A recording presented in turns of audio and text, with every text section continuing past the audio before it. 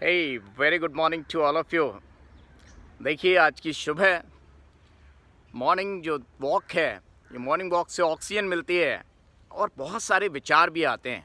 अच्छे अच्छे विचार आते हैं जब आप अच्छे वातावरण में रहते हैं, ऊपर वाले की छत्र छाया में रहते हैं, उसकी दी हुई चीज़ों से जब प्यार करते हैं, उसकी खुली free oxygen, good oxygen, fresh oxygen के कांटेक्ट में जब आते हैं तो विचार भी बहुत अच्छे आते हैं और स्ट्रॉन्ग आते हैं और दबंग आते हैं।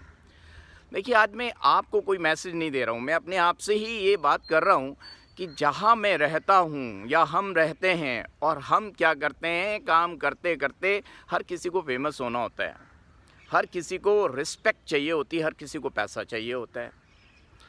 तो हम क्या करते हैं, अपने आप को फेमस करने के चक्कर में या अपने आप को ही बड़ा सर्वोपरि शो करने के लिए हम अपने साथियों के साथ ईर्ष्या करने लग जाते हैं। और मुझे लगता है 99% लोग आप मेरी बात से सहमत होंगे कि डेफिनेटली जहां हम रहते हैं उन्हीं लोगों से हम ईर्ष्या करते हैं और उनको हम अपना कहीं ना कहीं, कुछ लोगों को, सबको नहीं बट कुछ एक आध लोगों को हम अपना अपोनेंट मान लेते हैं। अपोनेंट बोलें तो दुश्मन मान लेते हैं। उनके साथ रहते हैं, रहना ही पड़ेगा क्योंकि वही समाज है, वही सब कुछ है, वहीं रहना पड़ेगा। और उनको हम क्या मान लेते हैं, दुश्मन मान लेते हैं और उनके साथ कंपटीशन करने लगते हैं। और उनसे अगर जीत गए तो हमें बहुत खुशी, आनंद की प्राप्ति होती है। फॉर एग्जांपल, अगर दो स्टूडेंट्स एक साथ रह रहे हैं, रूम शेयर किया हो उन्होंने, एक के 434 मार्क्स आ रहे हैं आउट ऑफ 720 नीट में, और एक के 500 आ गए, तो 500 वाला बहुत खुश है, वाह मैंने तो इससे ज़्यादा मार्क्स पा लिए। तो क्या स्टूडेंट्स ये बात सही है? या मैं ये सोचता हूँ, मैं टीचर हूँ, मेरे साथ वाले टीचर से अगर मैं मान लो किसी के साथ मैं कहूँ यार उसका ये है, मेरा ये है, मैं उससे सुपीरियर हूँ, मैं सर्वोपरि हूँ, तो मैं आज यही बताना चाह रहा हूँ अपने आप को, क्योंकि बार बार यही बात मेरे दिमाग में आती है कि हमारा दुश्मन, हमारा अपोनेंट अगर है, होगा, कोई ना कोई होगा, कोई आदत होगी, कोई प्लेस होगी, कोई व्यक्ति होगा, स्थान होगा, कुछ तो होगी बात। तो हमारा दुश्मन अगर है, पहले तो होना नहीं चाहिए, लेकिन ये बात कहने में बड़ी सुंदर लगती है कि हमारा कोई दुश्मन ही नहीं है। मैंने बताया था दुश्मन तो हम खुद अपने आप के भी होते हैं, हमें पता ही नहीं लगता। अगर हमारा और कोई दुश्मन नहीं है तो कई बार हम अपनी ही आदतों से वशीभूत होते हैं। सर मुद्दे पे आइए, सीधी सीधी बात करिए। तो मैं ये कह रहा था, हमारा दुश्मन जो है बड़ा होना चाहिए, बहुत दमदार होना चाहिए, बहुत फेमस होना चाहिए। अगर आपने उसको अगर हराया तो आप हराने के चक्कर में इतने काबिल बन चुके होंगे, उस दुश्मन को, जो बड़ा दुश्मन है, उसको हराने के चक्कर में आप इतने स्किल्स डेवलप कर चुके होंगे अपने अंदर कि उसको हरा के मज़ा आएगा आपको। आप खुद बहुत फेमस हो चुके होंगे, आप बहुत बड़ी इंपॉर्टेंट पोजीशन पे पहुंच चुके होंगे उसको हराने के चक्कर में। लेकिन अगर दुश्मन ही छोटा हुआ जिसके साथ आप रहते हैं और दुश्मनी कर रहे हैं, और वो दुश्मन छोटा है, उसको हरा के फिर नया दुश्मन पालना पड़ेगा, क्योंकि उसको तो ईजिली हरा लिया आपने, कोई मेहनत ही नहीं करनी पड़ी। क्या आप मेरी बात समझ पा रहे हैं?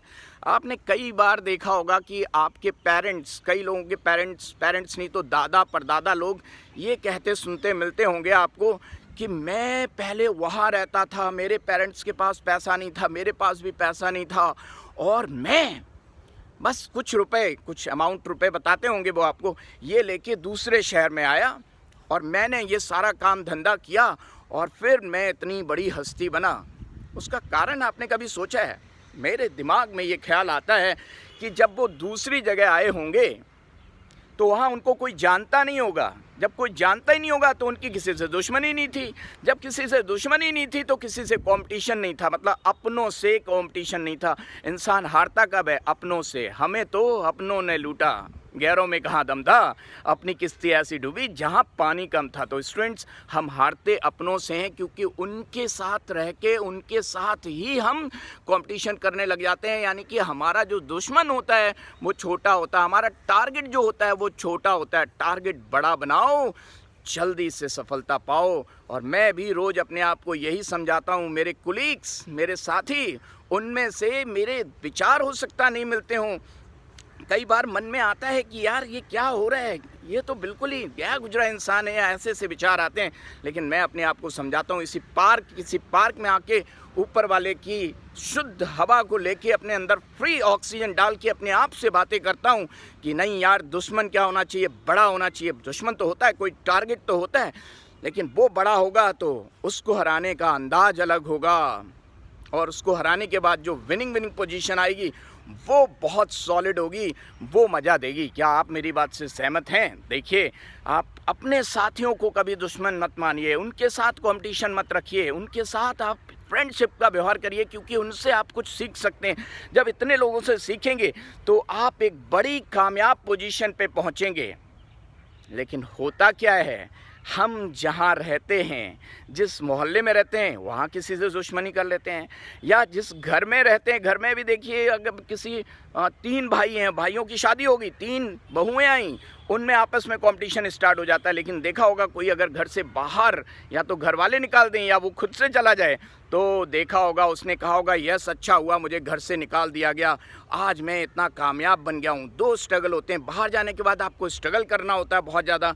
दूसरी बात, जिनसे आप कंपटीशन कर रहे थे छोटी छोटी, रोज़ सुबह उठते ही हाय इसका तो चेहरा ही पसंद नहीं है, इसका तो बोलना ही पसंद नहीं है, वो कंपटीशन ख़त्म हो जाता है और हम अपने कर्म भूमि पर आ जाते हैं, और वो कर्म भूमि ही हमें ऊपर ले जाती है, सर्वोपरि ले जाती है। तो ये बात मैं अपने आप से कह रहा हूँ, मैं आपसे नहीं कह रहा हूँ, मैं सिर्फ अपने मन की बात आपसे शेयर कर रहा हूँ। क्योंकि मैं अगर ये बोलूँगा कि आप में भी ऐसा ही, आप कहेंगे नहीं मेरे अंदर तो बिल्कुल नहीं, आप मुझसे लड़ने को तैयार हो जाएंगे, और मैं लड़ना किसी से नहीं चाहता, क्योंकि लड़ के तो हम आपस में एनर्जी खो देंगे।